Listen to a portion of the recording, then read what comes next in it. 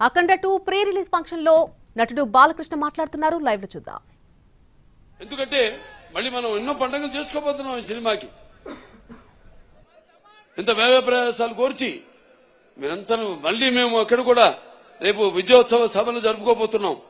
అన్ని ప్రాంతాల్లో కూడా అక్కడికి అందరూ రండి తప్పకుండా. ఎందుకంటే సమయాభావం ఒకటి, పైగా ఇప్పుడు చలికాలం. సో మీరందరూ ఇబ్బందుల పాలు కాకూడదని చాలా మందికి నేను చెప్పడం జరిగింది. సో బయట నుంచి అయినా అభిమానం అనే కట్టలు తెచ్చుకుని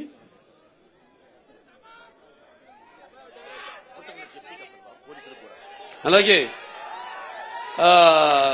అభిమానం అనే కట్టలు తెంచుకొని ఇక్కడికి విచ్చేసిన ఇసుక రాళ్ళంత జనం మీరంతా, నేలైనందా ఆకాశానికి చెల్లుబడింది అన్నట్టు మీరంతా ఇక్కడికి వచ్చి ఈ కార్యక్రమాన్ని విజయవంతం చేసినందుకు మీ అందరికీ నా అభినందన తెలియజేసుకుంటున్నాను. ముఖ్యంగా మొన్న మేము ఉత్తరప్రదేశ్కి వెళ్ళాం. అక్కడ సీఎం గారు యోగి ఆదిత్యనాథ్ గారు ట్రైలర్ చూడటం జరిగింది. ఓ 10 నిమిషాలు చూశాడు. అవన్న అంత టైం ఉండదు సీఎం గారు అనుకుంటే 10 నిమిషాలు మేము తయారు చేసాం నిడివి.